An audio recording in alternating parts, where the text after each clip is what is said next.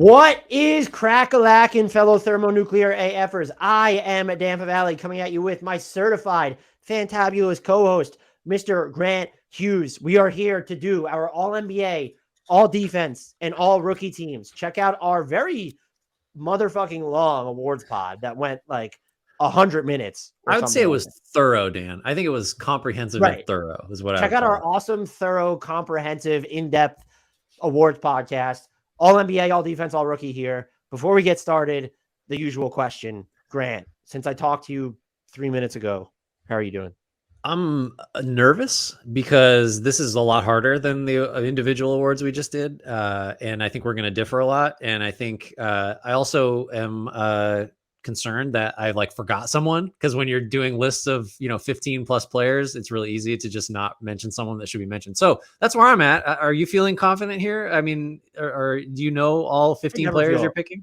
When it comes to my livelihood in terms of occupation, I never feel confident. That's why that's why I am where I am in the low place. My self-confidence is through the floor. That's why you've lasted this long, is because you don't believe you've ever proved anything.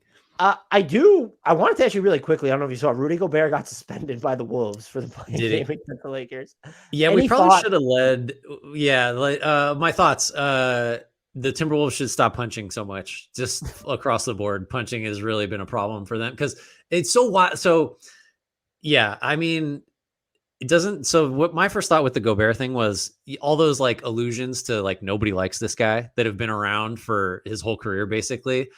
My first thought was, I get it.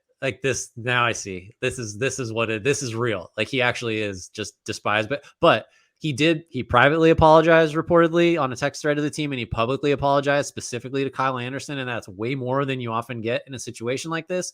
So bad look, not great, makes that trade look even more catastrophic for Minnesota. But credit to him. He did do the thing you're supposed to do after you do the bad thing. You just say you're sorry. And I don't know what else. Apologies still count for something because not everybody makes them.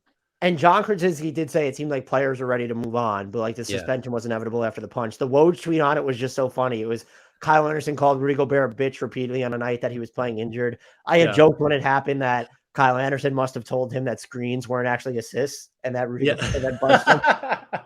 So I forget who tweeted it, but someone said that's the best Gobert's hands have looked all season. Oh man. But the Wolves here, you give up all that for someone who's not going to be available for the most important game of the season. And then you protect someone that they valued at least 2 first-round picks in that trade, who will now not be available for the rest of the season because he punched a wall. That's in Jaden McDaniels. Wild. That is massive. Kudos to the game that Anthony Edwards had against the Pelicans, who, man, please don't look back at any of our Pelicans takes from earlier on in the season. Those have aged like milk. The Wolves, Lakers, do they stand a chance? I actually have them coming out of the West play, and this is going to be dated, so we don't need to spend a ton of time on it. I think they lose to the Lakers, and then I believe Rudy will be back by then. I think they'll beat the Thunder or the Pelicans. But the Pelicans, they've come on of late, not necessarily that game against the Timberwolves on Sunday. And the Thunder are frisky, but I know they don't have Jaden McDaniels, but Anthony Edwards is just a monster. And Karl Anthony Towns had a really good close game to the season. So I think it's going to be Wolves and Lakers coming out of the West. Yeah, I think Lakers are the no-brainer pick now. It's just so hard to be confident in Minnesota. Although, if you don't think Rudy Gobert is great and him being off the floor, which way does that cut? I guess for some subsection of Wolves fans, that's maybe it's a good thing. I don't know how I feel about OKC versus New Orleans as which of the... It's the Lakers for sure, and then I really don't know. I don't know. I guess I'd pick Minnesota because I like Edwards so much, but I don't feel comfortable having faith in them right now. It's so hard to come back from. What a ridiculous outcome. Just two guys. Jaden McDaniels is super important to that team. So I don't know what to do with them. We should get into all NBA though, right? Yes. And so very quickly, we talked more about our criteria for the awards, but it bears repeating here because I do think it kind of impacted me more here with all NBA. I tried to tell the story of what we're going to remember from this season. And if it was just specifically saying, I think so-and-so's if I think Steph Curry's the best player in the league, he would have made first all NBA. Some people, first team all NBA. Some people approach it like that. We're not working with the games or minutes requirements that the league is going to have next year. I still think that's window dressing. They care more about appearances than actually preserving the sample. But anyway, I valued playing time a bunch. I got a little bit more flexible when it came to the back end of the ballot, where third team, if I thought guys, their season ended too early or they didn't play enough minutes and I would have had them higher if their sample was better, that's kind of the spot I reserved for them. I also was not above fucking around with positions that the NBA allowed you to fuck around with, because I wanted to make sure that by telling the story of this season, I wanted to capture the story of the season and who are the most outstanding actors or performers in that story. And that's how I went about this. You went about it a little bit differently, which I also think is fine, but I'm trying to be, this year was all about consistency of my thought process. And so I tried to really zero in on that. Yeah, no, I think, look, we don't have criteria for this. So whatever floats your boat in terms of how you're going to make these tough decisions. For me, so it's kind of similar to yours. I think the key difference is it's not quite, it's different from MVP, first of all, for me, specifically with respect to how much playing time matters, and how much volume matters, because it's not, to me, this isn't about just strictly value. There's some component of what you're talking about with telling the story of it, or who's like, if we're just sitting down and having a conversation, some component of this is also like, yeah, but who's actually the best player between these two or three that we're considering for a spot, which makes it pretty unscientific in a lot of cases, but that's okay. That this isn't MVP. It's different. So what I did is I just cut it off at 55 games. If you played 55 games or more, you were in contention for me. If you played 54 or fewer, sorry, you just weren't. And like, you're very anti Kevin Durant. You're just a ridiculous number of these. Typical scorned Warriors fan over here. This is the problem is when I did this earlier in the season for BR, I had Durant. I can't remember what team. I must have been second team because the first team forwards are pretty easy.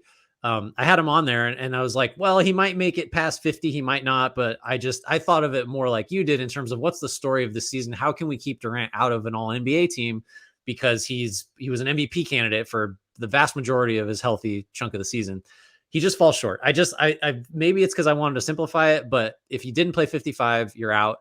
If you played 55 or if you played 75, that matters very little to me.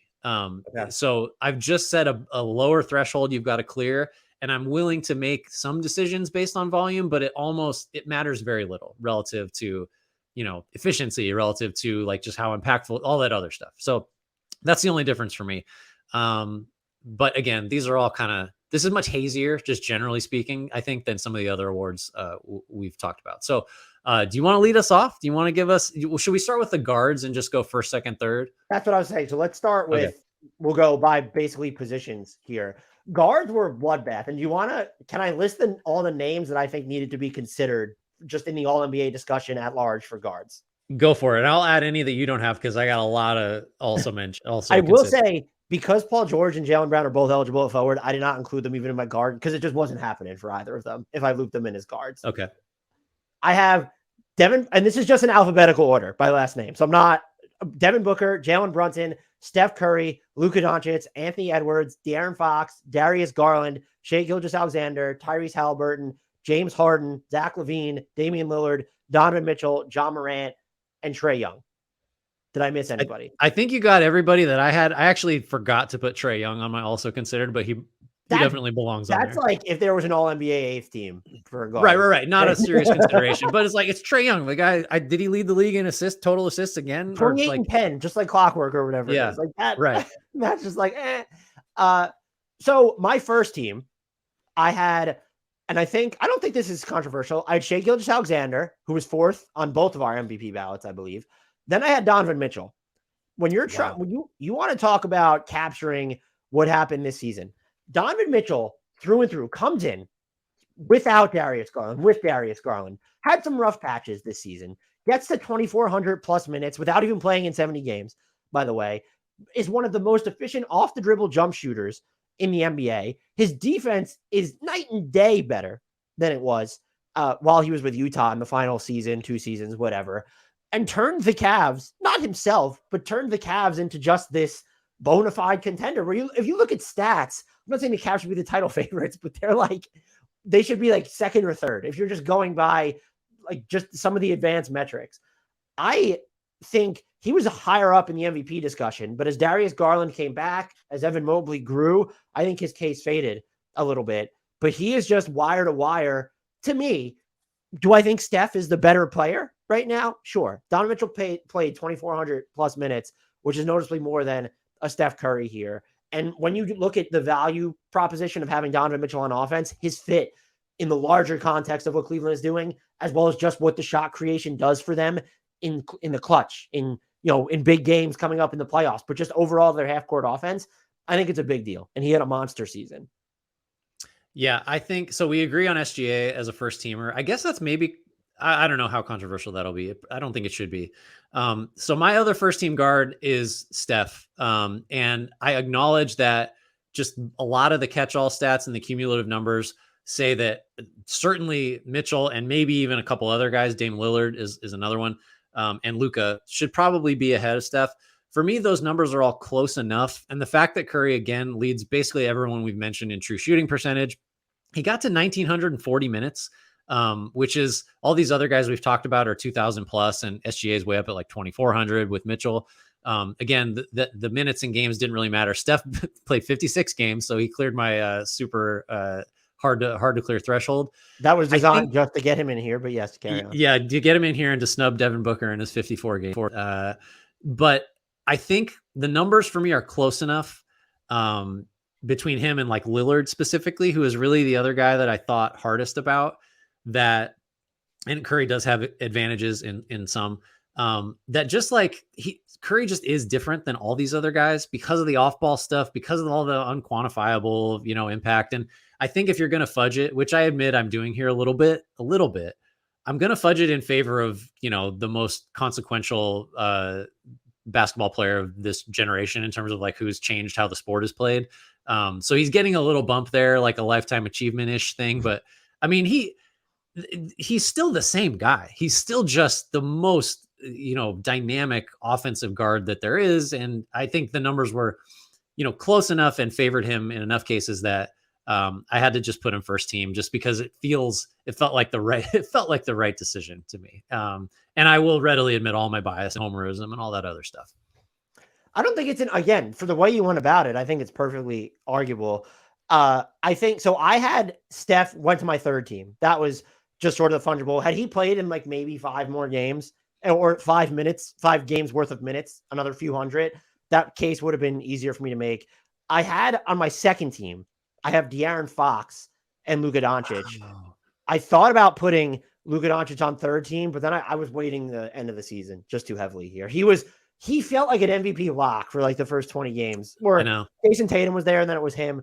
He carried the Mavs to the 4 seed at one point. He was still spectacular on offense. The fit with Irving wasn't perfect. He didn't have the strongest close to the year. I think when you look at the number of minutes he played, would it be egregious to bump him down to third team for, Steph Curry or Dame Lillard? Maybe, but Fox, clutchest player in basketball this year. He improved a great deal. The pressure he can put on the rim, mid-range game is legitimate. I do think he ticked up defensively a little bit, even though the Kings weren't good on defense. So that was Donovan Mitchell and De'Aaron Fox were just if we were going by most outstanding, I think those are the guys you move down to third team. But because of how much Fox played, how impactful he was to the Kings, where it's one of those situations where Sabonis might be most valuable to the Kings, but De'Aaron Fox is clearly their best player because Sabonis might unlock everything they do, but it doesn't mean a thing. Like part of the unlocking is just De'Aaron Fox exists. Yeah, I agree with that. So I had Mitchell and Fox as my third team guards. So you had Mitchell a little higher than me, and I guess Fox too.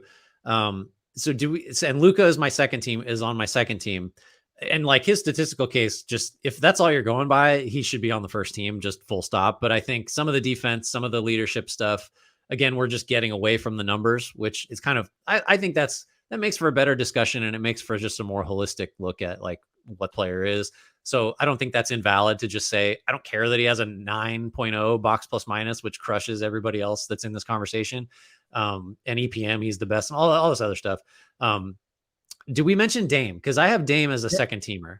So this might be as a nice recap. My first team is SGA, Donovan Mitchell. Second is Fox and Doncic. My third team is Steph and Dame. And I thought Dame was going to end up being my first team guard basically until he was shut down. And I was just like, Yeah. okay, he's played more than 2,100 minutes. And I don't really know how to necessarily dismiss that. And the Blazers won the minutes that he was on the court. But it's just like, Anthony Edwards, leaving Anthony Edwards off kind of gutted me here. Yeah. And so it's just like, I don't really know. I didn't know how to value it, but it was just, you were not only were you shut down, you were talking about shutting it down before you were even shut down. It mattered to me. I think too, and again, like he had the best season of his career, by the way. He did, which is of a Hall of Fame career with a million All-Star berths. Like he was phenomenal. He was a first teamer for me too, over Steph until what, the last handful of weeks. I think like the defense from Dame matters a little bit. Not that we care that much about it for an award for all NBA stuff like this, just especially among guards, because none of these guys really are. I guess who's the best defensive guard of our, because we have the same 6 guys. Is it Mitchell? It's probably SGA. Yeah, it's SGA, I think. But it's not Doncic. Tell you that much. No, it's not Dame, and it's not Fox. It's not. I mean, Steph's probably in the top 3 for that matter. Yeah, Dame, I just couldn't quite get there. Him and Curry were, their numbers are really similar. And I just went with the guy that ultimately is on the better team and I think makes a bigger impact. Who is your first, was your hardest cut? Was that Booker? Was it Edwards? It was Booker, full stop. I think Devin Booker, Tyrese Haliburton didn't play enough either. And then Edwards. Those were my 3 toughest cuts. But Devin Booker, full stop, having the best season of his career, but just hasn't played a ton. And I think he's finishing with a hair under in minutes compared to Steph Curry. And so and maybe he edged out Curry in minutes. I might have, gone. I'm trying to make sure that I'm not wrong on the total minutes there. Well, but for me, he had 54 games, which is just like one. I don't know if he played 55 or 56. I'm not sure I would have put him on ahead of these 6 guys even then, but it made it easy for me because what it ultimately was. It was tough to crack the largesse sample from Shea, Luka, Fox, and Mitchell. And then also, if you're not going to beat out one of those 4 there, you got to be more outstanding than Damian Lillard or Steph. Right. I don't think Booker was either. Yeah. Course. I'm if trying to think. Just rank guards who we think are the most valuable guards right now, he might be 2 or 3. Like Steph is highest to me. I don't know what to do with Doncic, to be honest with you. And maybe it's a weird time to be evaluating Doncic. Like it's just now is not a good time to form opinions about him, I don't think. Who was your toughest cuts? It's probably Booker. I weirdly had a hard time with Harden, just because some of the numbers, and he's some of the numbers paint him as really effective. I don't know, other than Booker, who was made easier for me just because he didn't meet my games qualification. I guess Edwards, just Morant. Morant was a little tough just because, again, if you're just picking the best guards in the league, I feel like he's at least in the conversation for the top 6. I mean, all these guys are in the conversation, but probably that. Haliburton I love, but wasn't that hard of a cut for me just because his team sucked and he was awesome. But that's another one too, where it's he's got time. He's gonna make an all NBA team eventually. Yeah. So who did you have? Do you want to start us off for forwards, which I think was probably the toughest? There were so many guards, but forward felt tough. I mean, the first team was maybe the easiest position for me, just because it's Tatum and it's Giannis. I think it was available to fudge it and have Tatum become a guard, but I don't know why you'd ever do that. Just because there are the forwards get difficult down ballot a lot. That would have made it worse. The guard situation would have been made worse by putting Tatum. I also saw Luka was eligible at forward, and so doesn't that kind of cancel that out too? Yeah, maybe so. Yeah, I mean, that is an interesting case because Luka is so clearly a guard offensively, but he doesn't guard guards, and a lot of times you define positions by who they can defend. I didn't even really think for a second. It would have been a lot easier because we could have just moved Luka onto the forward spots and then just picked another good guard. Maybe I should have done that. Yeah, I didn't though. So anyway, it's Giannis and Tatum. That's easy. 2 top 5 MVP guys. Tatum played a ton of minutes, was great, averaged 30. Giannis is a down year, is 30, 11, and 5, and the true shooting is down a little bit. He's missing. We're not going to badmouth those 2 guys. I unless you were really going to go with a super small sample guy like Kawhi or Durant and just not care about volume, I don't know how you get away from Tatum and Giannis for the first team. Yeah, I don't think there's an argument to put, unless you're going to move again Tatum to guard and put Doncic at forward, and you thought Doncic. I don't know who's on your second team. I feel like this is just where things could. I think It's there's a one mess. lock. I Oh, think do Jimmy you? Butler. Right. I Yes, think we agree. Butler is a he needs to lock for be on the second team. second team. I think those Yes. were the 3 forward locks for me. Were Jimmy, Giannis, and Tatum, and I was just like, those 3 are on. I think some advanced metrics would make the case for Jimmy over Tatum. I can't do it because I feel like No. you're inherently limited on offense just the way that he plays. He's so Yeah. valuable, but him not being an efficient jump shooter or a high volume 3-point shooter, I don't want to say it hurts you, but it definitely limits or specifies how you must build your offense out. Yeah. Then let's watch Jimmy Butler outplay Tatum in the first round series Right. again. And this will age After like we milk said as that. well. Yeah. Yeah. We agree, but I just want to throw that out there as some cover. So Butler easy. From here, it's like, I just don't know, man. So first of all, I didn't consider Kevin Durant. He obviously would have been in one of these spots because I have him down for 47 games. I did this a couple of days ago. Kawhi was also not a consideration for me because he got to 50 games. Had he played more, he absolutely would have been second team at worst. So I got Markkanen as my other second team forward. I don't feel good about it. But like, I mean, the statistical case is pretty solid. Like he scored a ton. He scored efficiently. He wasn't a catch and shoot guy. He just, there's nobody else where I clearly think this person had a better season than Markkanen if you're accounting for volume, like at all. There's plenty that should beat him out for the spot if you don't care about the games threshold. But I didn't know what to do with him. So does Markkanen make any of these teams for you? And I guess he's probably not on your second team. No, he was on my second team. Yeah. So, all right. If you want to talk about the story of this season, it's Lauri Markkanen and just the availability from him, the way he opened up the Jazz offense. We did not have him for most improved player. That went to Shea. I don't think that looks egregious at all because we had Shea for an MVP and then on first team All NBA. Do I think he's better than a lot of players? But no, I couldn't even just looking at the minutes gap. I couldn't come up with like a great case to put him in front of Anthony. I couldn't come up with a good case, but Anthony Davis in front of Markkanen right now, who's eligible at forward as well. Or even if you wanted to go with Jaren Jackson Jr. And we're talking about someone who basically averaged 25 and 5 on like splits of almost shooting 60% on twos, above 40% from 3, shooting an outrageous. Was he above 90 from the foul line, or he was at least like super high up there? He's at 87.5, 58.5% on twos, 39.1% on threes, overall true shooting of 64. That's wild to me. Yeah. How did you do your third team? Because that's where we start talking about snubs and how we bounce people off.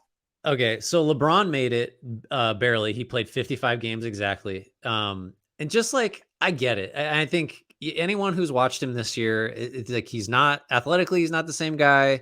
Defensively, he's taking more plays off. Like he's just, shooting 32% from 3, which is the worst he's shot since 15-16, I think.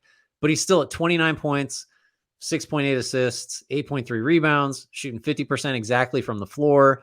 Not getting to the line as much as in his heyday, but almost 6 attempts a game is still solid. He still runs that offense when he's out there. Again, I think Durant would be in this spot. I think Kawhi would be in this spot if they cleared the gameplay threshold. But I went with LeBron. And then the last pick is right now I have Julius Randle and I hate it. And I want to pick Jaren Jackson or Draymond Green or, Evan Mobley or somebody. But I just went Randle. And that ultimately I think was kind of a volume decision because he just played so much more than most of the other guys I considered. So I got to believe you don't have Randle on your third team. I actually do not. I don't. Okay. So my third team spots in my document right now are blank because I was trying to figure out I don't know how to handle the Kevin Durant. Because I said my third team was going to be more fungible. The Kevin Durant, Kawhi, LeBron stuff. And I look at it, I like when you break it down between Kawhi, Durant, and LeBron, and even AD, that's also what made this tough because he's eligible at forward. I don't think Durant just can't be here because he didn't even play in 50 games. And that's just, I didn't have a threshold to cut it off at, but 50 games, he didn't play in 50 games. Doesn't even play in 1,700 minutes. That's just so tough. And yet I thought Kawhi was probably the most outstanding of everyone, especially because it was for so much of the season since basically December.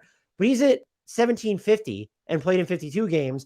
LeBron and AD are both over 1,900. And I was like, well, how do I feel about putting 2 Lakers on this team for forwards? And so I eventually settled on Anthony Davis, and then I have Kawhi because I think that he was the most outstanding of these 4 within their samples. And I used Anthony Davis because I think he's going to get I don't want to say the shaft, but he's eligible at forward. And so I'm going to pounce on it. Yeah. And I think he was spectacular. You talked about how he probably deserved to have more love in the defensive player of the year discussion. And I think that would probably be accurate. He's had like these just pockets of tears offensively that I think have been huge for the Lakers. He's been, again, he's played identical minutes to LeBron James. I think Anthony Davis is at 1904. LeBron's at 1954. The Lakers have outscored opponents by more points with Anthony Davis on the court than with LeBron on the court in totality. I get LeBron's importance to the offense. I totally 100% get it. Anthony Davis was just sort of the two-way value he's providing. And I didn't want to put two Lakers on here. I'm not trying to be Lakers, but like, did two Lakers on the, Right. I guess they end up being 7, but like having 2 players from the 7 seed felt so weird. And I normally don't value that. I think it was also because we talked about, do you think it's fair to put one of these, I guess 4 or 2 of these 4 without putting all 4 on the ballot? That's why I did the games threshold. It just takes that out of my hands. It's just, it removed, because look, if I had slightly different criteria, I think Kawhi and Durant should both, like, no brainer, be over LeBron, should be over Markkanen, should be over Randall. And I mean, you could even make arguments, at least maybe with respect to Tatum, that like when Durant was cooking, he was just better than Tatum was at any point this year. And same with Kawhi.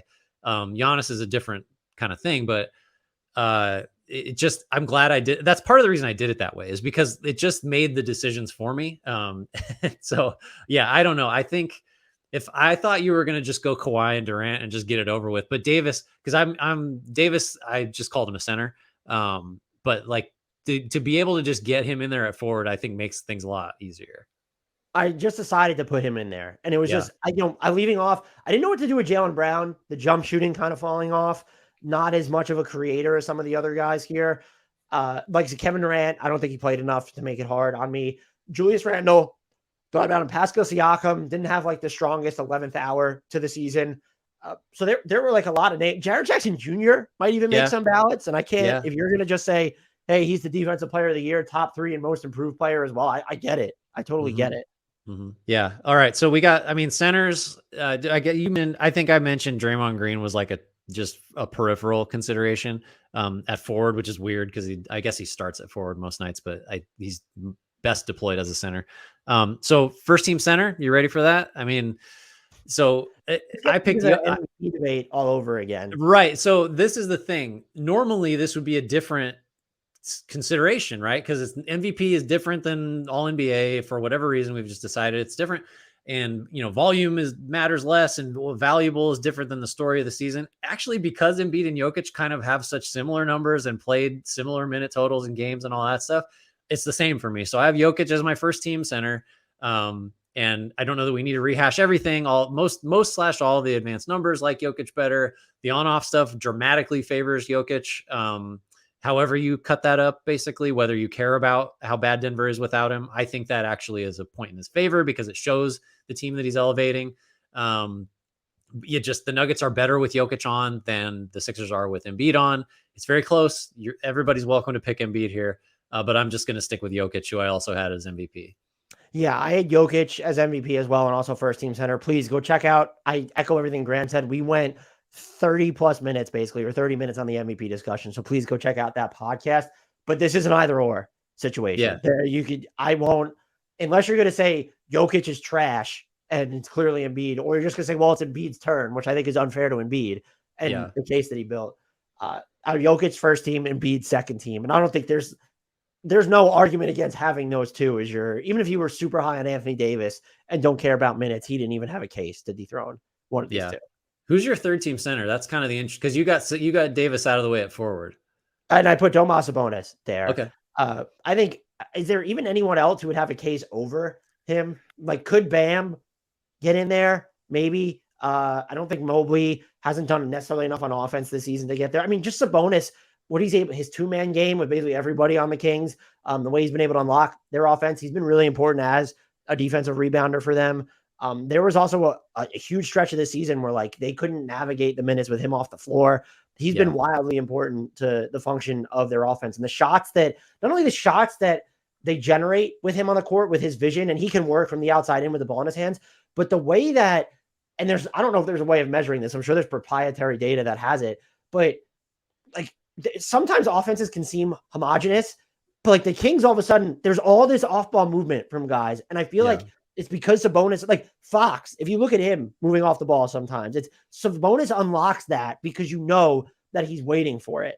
And I really didn't, again, I talked about some names just now, but I really didn't consider anyone else aside from him for third team center. Yeah, I had Davis as my third team center, which was a I feel like it was an easier pick for me, and I'm glad I had him there because for me, like I agree with what you said about Sabonis. I just think the defensive component, like there's a reason the Kings are shit on defense, and he's the most important defensive player on the floor, and he's just not good at it.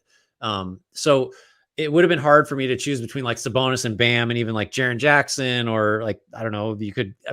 Low key, Kristaps Porzingis had a friggin' awesome season. Like, yeah, I wouldn't have picked him for third team center, but like he was really good this year. Brook Lopez probably wouldn't have made it, but and Mobley, I'm not sure as a center. So Sabonis would have been the hardest cut there, I guess. But Davis you talked about it in your forward case. Like Davis had stretches of the season where not just defensively, where he was like a fringe defensive player of the year candidate, but offensively he's going for like 40 and 20. I mean, like his highs are just so much higher than anybody but Embiid and Jokic, and got to like just enough of them for me to get him in there as a third team. I luckily didn't even have to decide between the two because I put Davis at forward in part for that reason. He's on your team. You don't have to go crazy not liking my Davis pick. Trying to stick with my consistency, I still would have gone Sabonis. I think there was like an 800+ minute gap between the two, and that's huge. Yep. You want to do all rookie or all defense next? Let's do all rookie. Should be quick, I think. Let's do all rookie. I just have to find my list here. So you can start us off if you want. Yeah. So on my first team of all rookie, I think there are 3 locks for first team all rookie. Paolo Banchero, Jalen Williams, and Walker Kessler would be in agreement there. Also, hooray for no positions on this one. I love it. Yeah, thank God. Yeah, I would agree. And I think the next guy is probably Keegan Murray. Not necessarily a lock, but I think for me, he feels like clearly the fourth best rookie. Do you have him on your first team? Yeah, he's on my first team, as is. And I don't want to say this hurts because it doesn't hurt. It's Bennedict Mathurin. His close to the season, for like half the season, he just didn't shoot well, but super high volume. I think he's going to have more to offer on the balls. They trust him differently, and things he can open up for their offense. Just that volume to be as a rookie, and to have that volume through and through. I don't even have to look at minutes played to tell you that he was probably like, he had to easily be. Oh, he actually wasn't, so I'm wrong. But he cleared 2,200 minutes, but he was one of the 6th most played rookies. And to actually be one of the 6 most played rookies when Rick Carlisle is your head coach. I know that you're in the middle of a rebuild, but like you got a lot of guards on that team too. A lot of guards to fill those spots.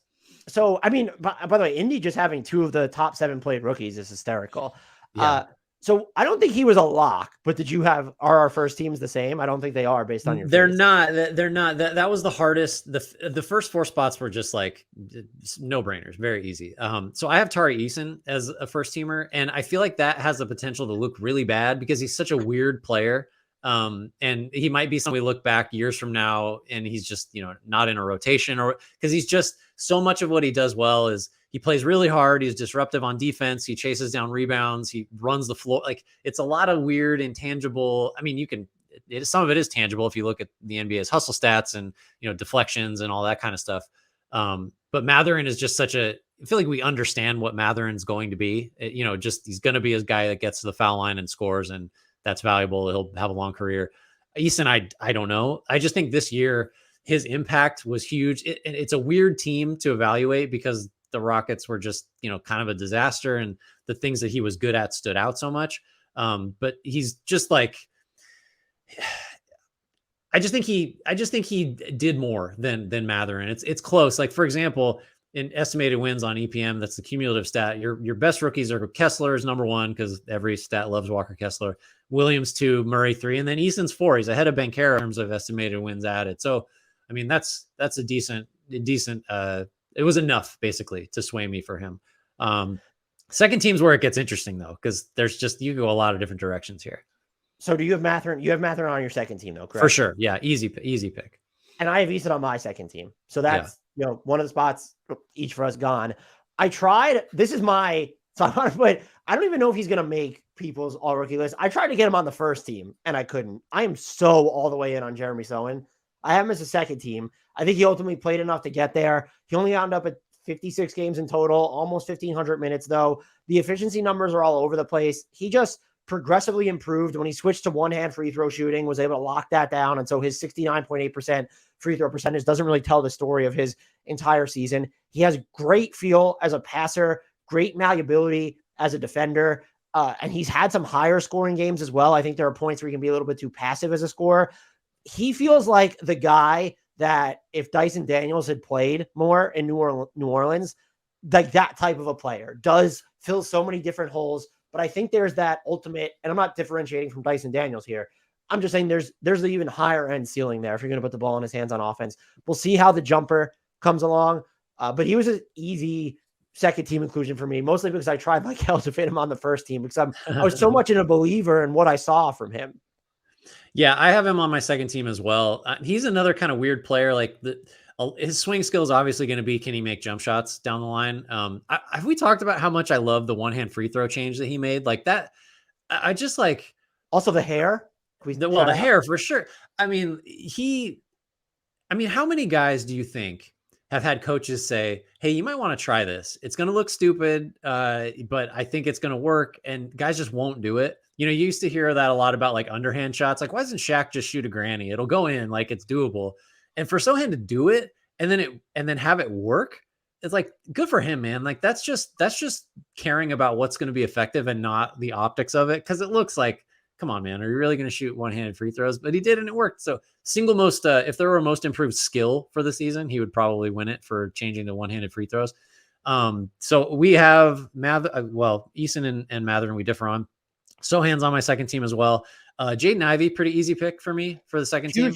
Shooting the three ball well to close the year, just better decision maker, especially even after leaving his feet. The passing is there.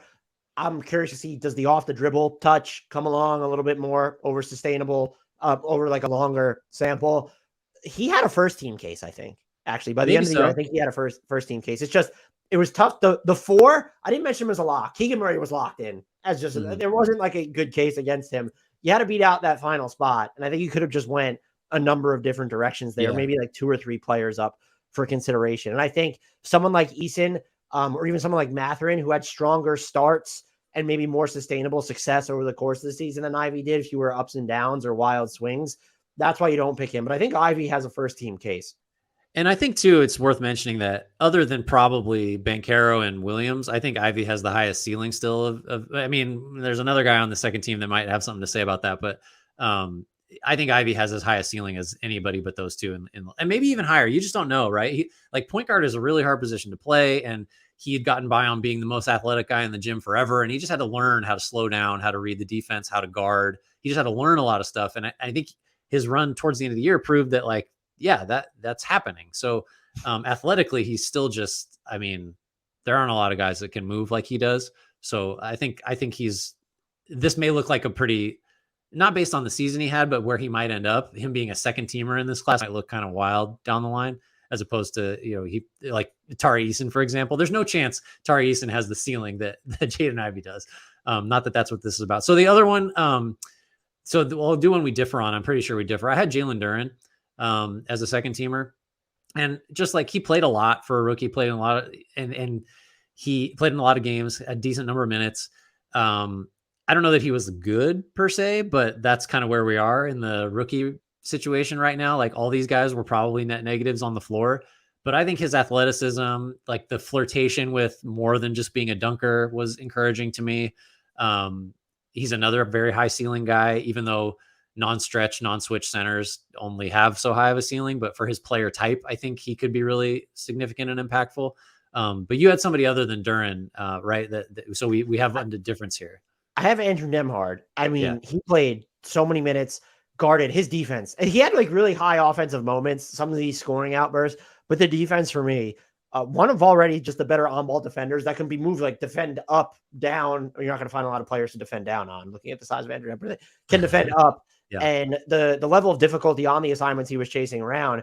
I mean, Miles Turner is clearly Indy's most valuable defender, but like when you're talking about matchup versatility, there's Andrew Nemhard is just in the class of the own. I guess unless you're like super high on what you saw from Neesmith this season. So he was fairly easy for me, but I don't think you had him on your second team. I did not. I mean, he probably would be the next guy on if I had to pick, if I had to pull from the just missed it list, just for like steady. And to your point, like it's not very common for a rookie, let alone like not a big rookie guard / wing to be assigned like real legitimate defensive responsibilities. But he definitely did. And that, I think really that distinguishes him from, I'm just looking at literally everybody else that we consider. I guess Sohan probably has the greater defensive versatility and might matter more going forward. But in terms of like right now, I think Nemhard is a totally justifiable pick. The other guy we have together here is Shaedon Sharpe on our second team. And for me, like, I'm so skeptical of all his ridiculous numbers that are pumping his stats up down the stretch here, because the Blazers have just mailed it in and given him, super high usage and 40 minutes to just explore the space. But at the same time, like he is showing that he's not just, yay dunks. He's more than, the guy that has a highlight every other game, or sometimes multiple highlights in the same game. 36% from three, 47.2 from the field. So he's 55.9 on twos. And like, he is a guy that has no idea how to create easy shots yet. So like, this is really encouraging that he's moderately efficient, taking a lot of hard shots and like bad shots that will just be excised from his diet going forward. You hope. But the athleticism is ridiculous. He has great size on the wing. Just going to fall short of scoring double digits. Played in 80 games. Looked totally lost for large chunks of the season. It was just getting by on athleticism. But I think he's the guy I was referring to when I said, other than ceiling wise, I don't know. And this is age 19 season too, so he's younger than a lot of these guys. But I think Sharpe has just ridiculous potential. I'm less confident he'll hit it than say like Banchero or Williams, but that's kind of, I couldn't leave him off. I just think we may look back and be like, how did you possibly not have him as a top 10 rookie? Look, the flashes were there, and I think he was helpful as a rookie insofar as anyone could be helpful to whatever was going on in Portland. And it wasn't like he didn't play. I mean, he appeared in 80 games and for almost 1,800 minutes, 36% from three. So just like, I think his case was probably stronger than most people might believe. I could see why I might have considered Duren going over that. Akbashi really came on late. I just don't think it was enough to be considered there. So ultimately, my first team was Paolo, Jalen Williams, Walker Kessler, Benedict Mathurin, Keegan Murray. My second team was Jeremy Sohan, Tari Eason, Jaden Ivey, Andrew Nemhard, and Shaedon Sharpe. Yeah. So then I had Banchero, Williams, Kessler, Murray, Eason, and then second team, Mathurin, Ivey, Sohan, Duren, and Sharpe. So pretty close. Any close cuts for you? I think AJ Griffin is like hey, sorry we didn't get you Mark Williams. I think you mentioned Agbaji. We both love Dyson Daniels. Jaden Hardy had some moments. I don't know. Kenneth Lofton Jr. dropping 40 plus in the last game of the season. He might be the biggest snub, both literally and statistically. Yeah, literally for sure. I don't think I have anybody else that like Christian Brown maybe, but just like not strong enough case to be like, hey, we should have picked him over any of the ones that we just named. I think we each have our biggest snubs, which yours, I think you said, was Nemhard, and mine probably would have been Duren. Yeah. No, I mean, as much as we can say the guys like, 5 through 15 in terms of top rookies are fungible, like at least those top 4 are pretty clean, pretty easy. All defense. You want to start us off? This was thirdly. It was easy to an extent because I just threw like my top, like my defensive player of the year guys were all just like, okay, I threw them in here, and that's where they are. Yeah. So for me, you made a really great case for Evan Mobley on the other pod we did. So I'm bummed that I couldn't fit him onto my first team, but we got to have 2 guards because the positions are still a thing here. So I have Alex Caruso. I feel totally great about that. The league leader in defensive estimated plus minus, like just he's a nightmare getting guarded. If being guarded by him might be like the shittiest place to be on a basketball court. We throw this around all the time. And the other guy we have on my first team is Drew Holiday, who's just universally regarded by NBA guard. Yeah. NBA players are just like, Drew Holiday's the greatest, like full stop. There's nobody better than that guy. And that's not my whole reason for, I actually watched the games and looked at the numbers, and he's awesome. So him and Caruso are my guards. And so after that, my 2 top defensive player of the year candidates, Jaren Jackson Jr. and Brook Lopez, threw them on there. We're going to call Jackson a forward, I guess, to make that possible. And then there's so many guys for this 5th spot. I just went with Draymond Green because I think he's the best defender that you could ask for if you're just building a team from nothing, at least for the moment. Not going to age like Jackson, but that's what I got. I got Lopez, Jackson, Green, and then Caruso and Holiday on my first team. Yeah, I had mostly the same. I didn't know what to do with Caruso at first because he played in a bunch of games, but was still under 1,600 minutes. And I was just like, is that enough to put him on all defense? I think it's enough to put him on all defense, which is it doesn't need to follow the same line of thinking. Like when you look at his workload, how good the Bulls defense was, how disruptive he is, the fact that they could even like protect the basket at all is just what he's able to do from the free throw line extended, like the ball pressure that he's able to give you both on and away from it. So I have him and Drew Holiday. But basically for just what you said, all the NBA players talk about it and you just watch him. It's like, that dude is an exhaustive defender. I also had Brook Lopez and Jaren Jackson Jr. on here as well. Evan Mobley is how I rounded out my first team. So I have Evan Mobley, Jaren Jackson Jr., Brook Lopez with Caruso and Drew Holiday there. And I will say I had Draymond on my second team because he was also in the top 4 or 5 discussion for my defensive player of the year ballot.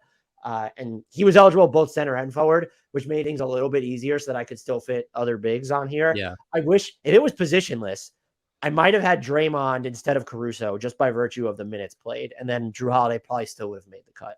If it were positionless for me, I don't think I'd have a guard on the first team. I think I would, as good as Holiday is and as good as Caruso is, I would have probably just found a way to throw Mobley. And I guess, I don't know so if it were positionless, Mobley jumps to my first team and I lose either Caruso or Holiday. I'm not sure who else I would elevate because I'd want like a big probably, but nobody stands out as like, oh yeah, Mobley clearly would move up. Maybe Giannis, maybe like Anthony Davis, maybe Bam. I don't know what Anunoby counts as. I guess he's kind of a guard. I think he might qualify as a guard. I view him as a forward. Oh no, actually, I view him as a guard. Spoiler, he's going to be on my second team. All right, so second team. Why don't you start with your second team? I'm going to start with my forwards because I still have a blank guard spot here. I'm like, I'll help you with the guards. And I want to know well, maybe I should just tell. So let's start with guards and I'll tell you everyone that I'm considering. I have Lou Dort, Jaden McDaniels. I don't think OG Anunoby was eligible at guard, so I didn't consider him here. Derek White, fantastic all season. I think Dylan Brooks, like those are the 4 names that are just like spinning my wheels. I have Derek White. And I have to make this decision right now. I'm going to go with Derek White and Jaden McDaniels. Those are my second team all defensive guards. I don't feel great about it at all. I think Derek White might be the best help defender in the NBA at this point, and then his on-ball defense is still going to be fine as well. And the positional malleability he gives you is even just a rim protector or like defending up as someone who's not super huge, can also just chase around smalls, is so super quick. Jaden McDaniels might just be the best on-ball defender in the NBA at this point. So, and the matchup difficulty he faces is probably than anyone that I named. Second to none. Yeah, he's like he guards the best guy. I have this pulled up. Jaden McDaniels is among everyone who played 1,000 minutes, according to B-Ball Index. He is 4th in the number of time that he spent on the top options, how they estimate the top options. Herb Jones is 3rd. Lou Dort is 2nd, and Dylan Brooks is 1st. And so I guess Dylan Brooks could be the biggest snub here. I just feel like he doesn't do enough of just like the all-encompassing defense where it's like you yank Derek White. Derek White's primary value probably isn't even because of what he does on the ball. And so there's just more role versatility there to White and McDaniels. I feel really bad about leaving Lou Dort off. Probably feels like my biggest snub here. Yeah, so I had Derek White. That was one of the easier ones for me. And I actually had Anunoby as a guard, but I also had McDaniels on my second team. So if you could just let me call McDaniels a guard and I move Anunoby to a forward. Was he not eligible guard? I thought he was. I can't even remember. I think they're both, one of the two has to be just for purposes here. If I can't get Anunoby or McDaniels on there at a guard spot, I probably go Dort. And then I don't know what I'm going to do from there for my forwards, but right now I have Anunoby and McDaniels. Evan Mobley was an easy second team pick for me. The last spot is really tough. So right now I have Anthony Davis. And again, that's because I'm not really caring too much about volume, but I mean, you could talk me into for sure Bam being in that position. Even Claxton, you could talk me into being in that position. I think I keep going back to the highs of Davis where he just dominated for several games in a row on both ends. Defense obviously is what matters here, but so anyway, my White, Anunoby, McDaniels, Mobley, Davis. I have a last second change here Let's hear because it. I just realized that if we're able to move Jaden McDaniels to forward, I didn't know he was eligible at forward in my head, which in theory, I don't know why I messed up there. I have Draymond Green at center now. He was on my second team as a forward. Draymond Green is my center. Giannis is a forward for me. That's where we're going to differ. I think there's still a case with me that he's the best defender on the Bucks and was this year. I think Brook Lopez was ultimately more valuable. And it was easier. Giannis was not eligible at center as far as I was concerned. So fitting him on the first team was just too difficult. But I will say, do you know who gets bumped off because of my Draymond promotion? I had Bam as my second team center. Okay. But I'm moving. He's eligible there. And I think Draymond was, again, I thought that we both made a case that Draymond could theoretically win Defensive Player of the Year. He didn't for us. But and then I moved Lou Dort in. So I have Derek White, Jaden McDaniels, Lou Dort. Those are my two. Those are a forward/2 guards. However, you need to manipulate Lou Dort and Jaden McDaniels to get them both on there with Giannis and Draymond. That is my second team. So what that comes down to is I have Anunoby and you don't, and I have Davis and you don't. Should I just put Giannis in over? I can't do it. Can Mobley be a center? If Mobley can be a center, I might put Giannis in over. All right, then Mobley's going to be my center, and I think Giannis is going to come in over Davis, even though the numbers probably favor Davis. And you put Davis on like first team All NBA or something. I don't know if I got that. I don't know. Yeah, these are hard. This is why I'm happy positions are being ditched because, like, if we're being honest, like, I don't really think that, like, if you look at the positional estimates, I'm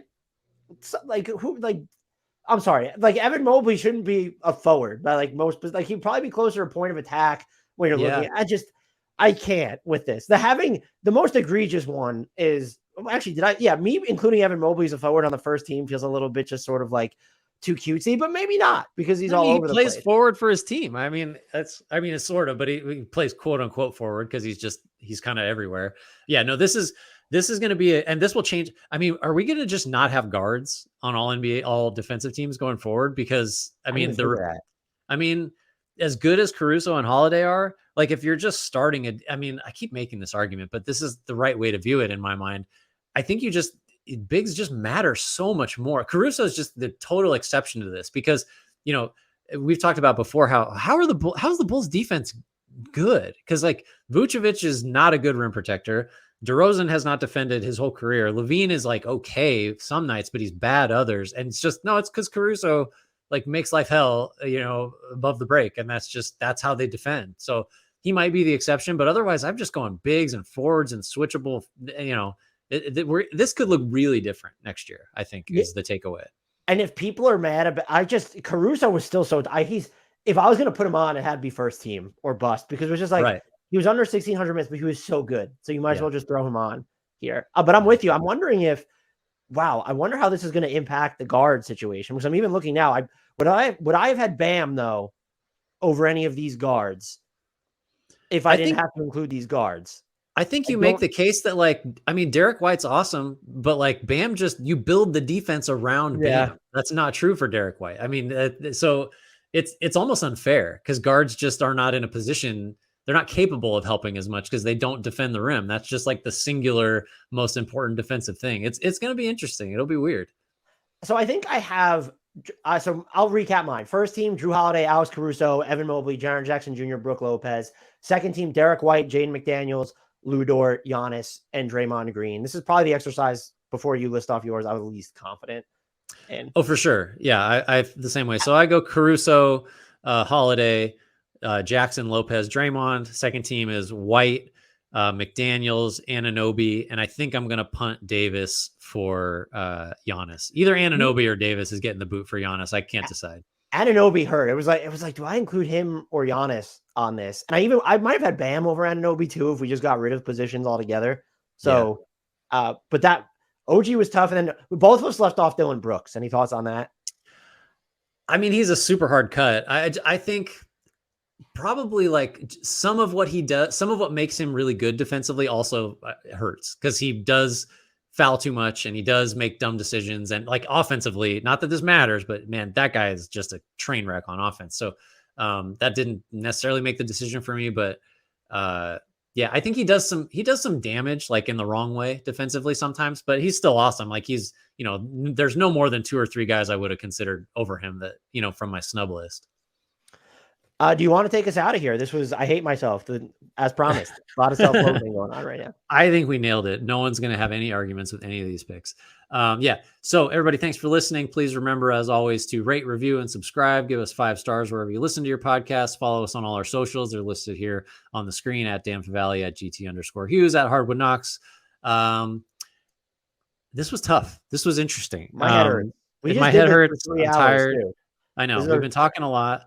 We needed to do this though, because this was, by the way, this was the right decision to do this now, as opposed to like 2 weeks ago when we were talking about it, because we needed more information. So anyway, shouts out to Frank Ntilikina, who did not make all defensive this year, but still holding out hope. And to apologies, as always, to Jared Allen, who also did not get a mention here.